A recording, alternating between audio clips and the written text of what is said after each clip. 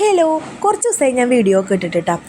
അനിയത്തിയുടെ കല്യാണം കാര്യങ്ങളൊക്കെ ആയതുകൊണ്ട് കുറച്ച് തിരക്കൊക്കെ ആയിരുന്നു. മാത്രമല്ല പിന്നെ എനിക്ക് തലവേദനയൊക്കെ ആയിരുന്നു. അതുകൊണ്ട് തന്നെ എനിക്ക് ഫോൺ പോലും നോക്കാൻ പറ്റിയിട്ടുണ്ടായിരുന്നില്ല.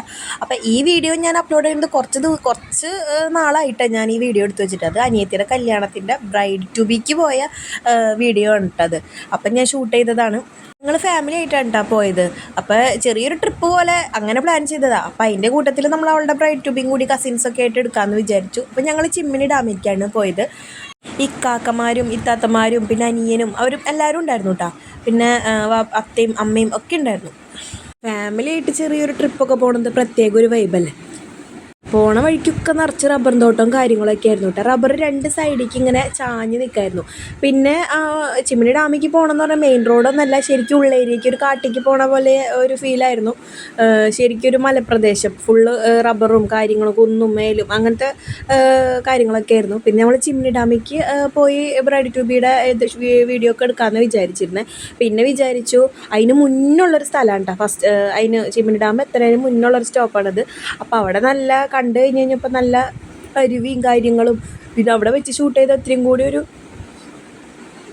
ഒരു ഭംഗി ഉണ്ടാവുമെന്ന് ചോദിച്ചു. പിന്നെ ചിമ്മിനി ഡാമിലേക്ക് പോകുമ്പോൾ അവിടെ കുറേ ആൾക്കാരുണ്ടാവുമല്ലോ. പിന്നെ അപ്പം നമ്മൾ ഫോട്ടോയും കാര്യങ്ങളൊക്കെ എടുക്കുമ്പോൾ എല്ലാവരും ഇങ്ങനെ ശ്രദ്ധിക്കും. ഇതാകുമ്പോൾ ആരും ഉണ്ടാവില്ല, നമ്മൾ മാത്രമേ ഉള്ളൂ.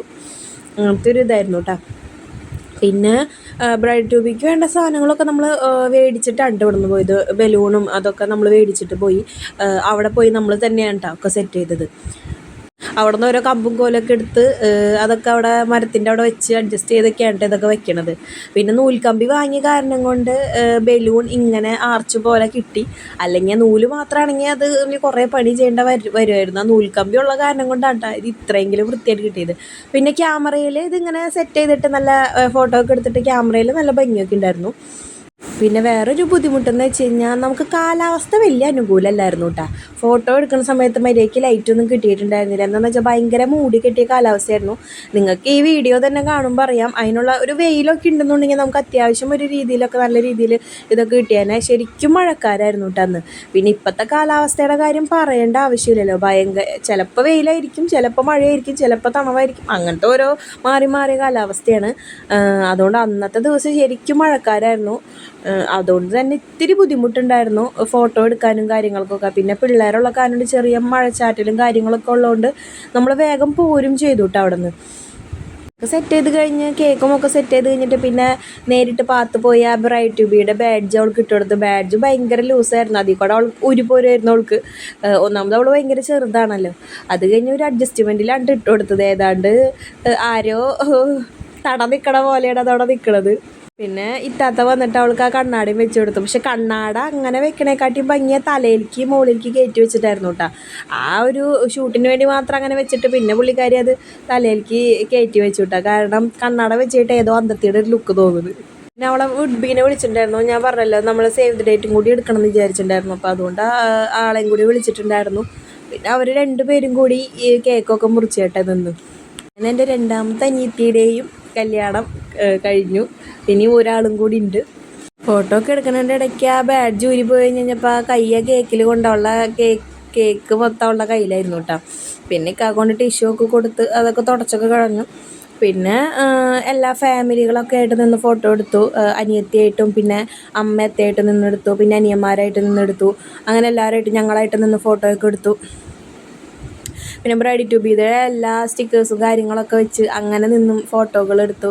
അതുകൂടാണ്ട് ഞങ്ങൾ പെൺകുട്ടികൾ മാത്രമായിട്ട് കസിൻസ് മാത്രം ഇത്താത്തമാരും ഞാനും അനിയത്തിക്കും കൂടിയിട്ട് മാത്രമായിട്ട് കുറച്ച് ഫോട്ടോസ് എടുത്തു കേട്ടോ.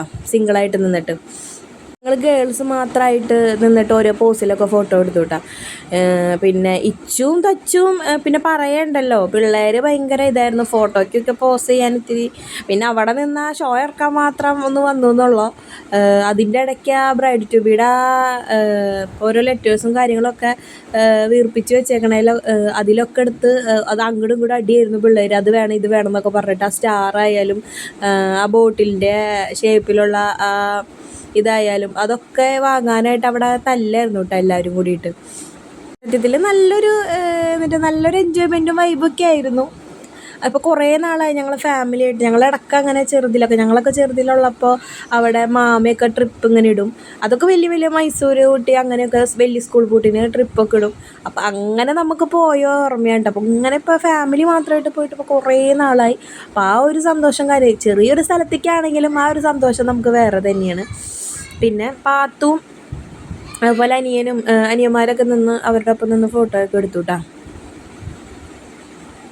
പിന്നെ കുറച്ച് കഴിഞ്ഞ് കഴിഞ്ഞപ്പോൾ കുട്ടിപ്പട്ടാളങ്ങളൊക്കെ നിർത്തി ഫോട്ടോ എടുപ്പിച്ചു. ഇച്ചു നിൽക്കണുണ്ടായില്ല. ഇച്ചുവിന് ആ ബലൂൺ എടുത്ത് അത് തട്ടിക്കളിക്കലായിരുന്നു പണി.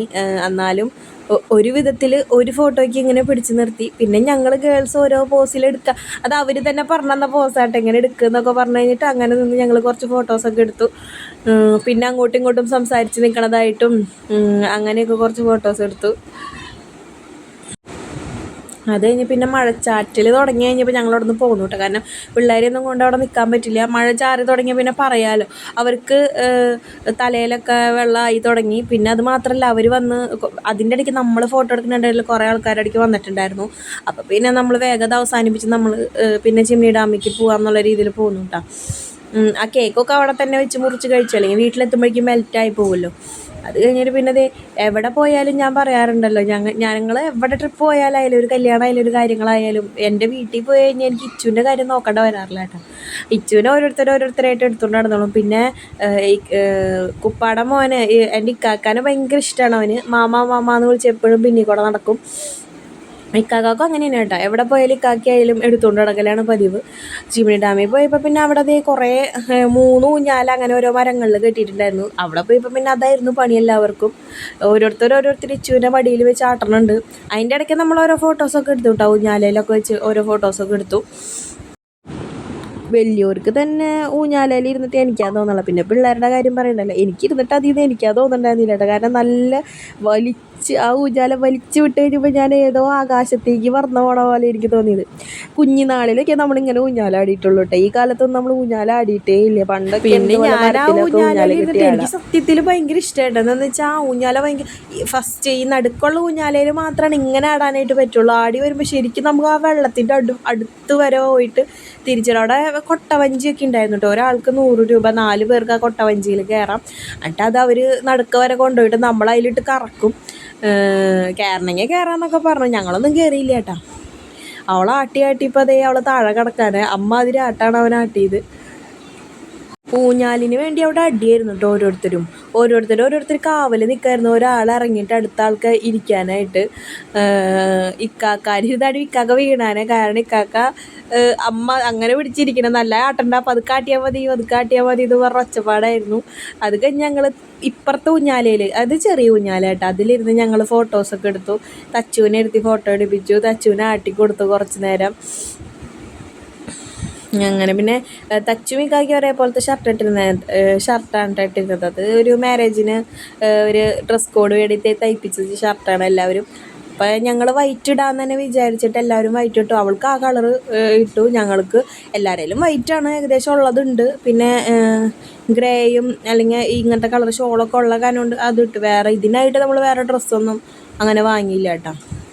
കുറച്ച് കഴിഞ്ഞ് ഞാൻ ഇവിടെ വന്ന് നോക്കുമ്പോഴാണ് കുപ്പു നടത്തിയെന്ന് പറഞ്ഞ് ചെറിയ ഊഞ്ഞാലയിൽ വന്നിരുന്ന് കുപ്പ ആടുന്നുണ്ട്. കുപ്പാരെ ആട്ടി കൊടുക്കുന്നുണ്ടായിരുന്നു. പിന്നെ ഈ കിങ്ങിണിയും ഇത്താത്തമാരും അവരുടെ മക്കളൊക്കെ കൂടിയിട്ട് അവർ താഴേക്ക് പോയി. അപ്പോൾ ഞാനും കൂടെ പോയിട്ടാണ്. എന്നുവെച്ചാൽ വെള്ളത്തിൽ കളിക്കാനാണ് പിള്ളേരുടെ പരിപാടി. പിന്നെ അതേ അത്യമ്മ ഇവിടെ ഇരിക്കുന്നുണ്ടായിരുന്നു. അവരെ ഫോട്ടോ എടുത്തത് ഞാൻ ഇതിലിട്ടു എന്നുള്ളൂ. പിന്നെ കുപ്പ കൊണ്ടുപോയിട്ട് തച്ചുവിനെ കുറച്ച് നേരം വെള്ളത്തിലേക്ക് ഇച്ചുവിനെ ഇറക്കിയിട്ടാണ്. പിന്നെ പിള്ളേരുകൾ ആമിയും കുഞ്ഞാപ്പിയും അവരൊക്കെ താത്തമാരുടെ മക്കളാണ്. അവരൊക്കെ ഇറങ്ങി കളിച്ചു കൂട്ടാ ആ വഞ്ചിയിൽ. നല്ല ഒന്നാമത്തെ കാര്യം ഭയങ്കര മഴക്കാലമായതുകൊണ്ട് ആ മൂടിയ കാലാവസ്ഥ തന്നെയാണ്. കാർമേഘങ്ങളൊക്കെ ഇരുണ്ടിരിക്കുന്നു. കുറച്ച് വെയിലും കൂടി ഉണ്ടെങ്കിൽ ശരിക്കും നല്ല നേച്ചർ നല്ല സൂപ്പറായേനെ. ശരിക്കും ഇത് നമ്മളെ സൂര്യൻ ഉദിച്ച് വരില്ലേ രാവിലെ, ഒരു സൂര്യോദയം. സൂര്യനില്ല എന്നാലും ആ ശരിക്കും വെളുപ്പായ ആ ഒരു കാലാവസ്ഥ, വെളുപ്പിന് നമ്മൾ എണീക്കുമ്പോൾ ഉള്ള ഒരു കാലാവസ്ഥയാണ് അവിടെ കണ്ടത്. അത് കഴിഞ്ഞ് തിരിച്ചു വന്നു കഴിഞ്ഞപ്പോൾ ഒരാൾ മരത്തുമ്മ കയറി നിൽക്കായിരുന്നു. ഇച്ചുവിനകത്ത് മരത്തിൽ കയറ്റി നിർത്തിയേക്കായിരുന്നു. ഇച്ചുവിന് എന്താണെന്നറിയില്ല, ഊഞ്ഞാലാടിയത് ഭയങ്കര ഇഷ്ടമായി. വാശി പിടിച്ച കാരണം കൊണ്ട് മാമാടെ മക്കൾ ഓരോരുത്തരായിട്ടിരുന്ന് ഊഞ്ഞാലാട്ടലും കാര്യങ്ങളൊക്കെ ആയിരുന്നു. അതിൻ്റെ ഇടയ്ക്ക് ഞാൻ ഇക്കാക്കി ഓരോ ഫോട്ടോ ഒക്കെ എടുക്കുന്ന സമയത്ത് പെട്ടെന്നാണ് മഴ, പെട്ടെന്നൊരു മഴ വന്നു.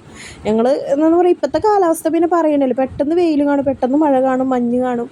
മഴ കണ്ടു കഴിഞ്ഞപ്പോൾ പിന്നെ ഫോട്ടോയൊന്നും എടുക്കാൻ പറ്റിയില്ല കേട്ടോ. അവരുടെ ചെക്കൻ്റെ വീട്ടിൻ്റെയൊക്കെ ഫോട്ടോ അവർ സേവ് ദ ഡേറ്റ് എടുക്കാനായിട്ട് അവർ അവിടെ ഇവിടെയൊക്കെ ഓരോ സ്ഥലങ്ങളിൽ നേച്ചറിൽ നിന്ന് എടുക്കാമെന്ന് വെച്ചിട്ട് നിന്നതായിരുന്നു. പക്ഷെ അതൊന്നും എടുക്കാൻ പറ്റിയില്ല. 2-3 ഫോട്ടോ എടുപ്പിക്കും മഴ പെയ്തു. മഴ കഴിഞ്ഞിട്ട് ഫോട്ടോ എടുക്കാമെന്ന് പറഞ്ഞിട്ട് മഴ തോർന്ന് ഞങ്ങളവിടെ ഒരു ചായക്കടയിൽ കയറി നിന്നു. ഒരു ചായക്കട ഉണ്ട് അവിടെ, ആ ഒരെണ്ണുള്ളൂ. അതിന്മേൽ കയറി നിന്നിട്ട് മഴ മാറിയപ്പോൾ ഇറങ്ങി അവരെ ഫോട്ടോ എടുക്കാം, നമുക്ക് അവിടെയൊക്കെ ഒന്നും കൂടി പോയി കണ്ടിട്ട് വരാമെന്ന് പറഞ്ഞ് ഇറങ്ങിയത് വീണ്ടും മഴ പെയ്തു. അപ്പം ഞങ്ങൾ അവിടെ നിന്ന് വേഗം തിരിച്ചു വന്ന് നമ്മൾ കൊടാലിയിൽ മലബാറിൽ കയറി. എല്ലാവരും ചിക്കൻ ബിരിയാണി കഴിക്കാത്തവർ എഗ്ഗ് ബിരിയാണി, ബീഫ് ബിരിയാണി, അങ്ങനെ ഓരോരുത്തരുടെ ഇഷ്ടത്തിന് ഭക്ഷണമൊക്കെ വാങ്ങി കഴിച്ചു. അത് കഴിഞ്ഞിട്ട് പിന്നെ നമ്മൾ കഴിപ്പൊക്കെ കഴിഞ്ഞിട്ടുള്ള വീഡിയോ ചെയ്യണത്. അത് കഴിഞ്ഞിട്ട് നമ്മൾ നേരെ തിരിച്ച് വീട്ടിൽ പോയിട്ട് ഞാൻ വീഡിയോ ഒന്നും എടുത്തിട്ടില്ല. പോണ വഴിക്കുള്ളൊരു വീഡിയോ ആയിരുന്നു.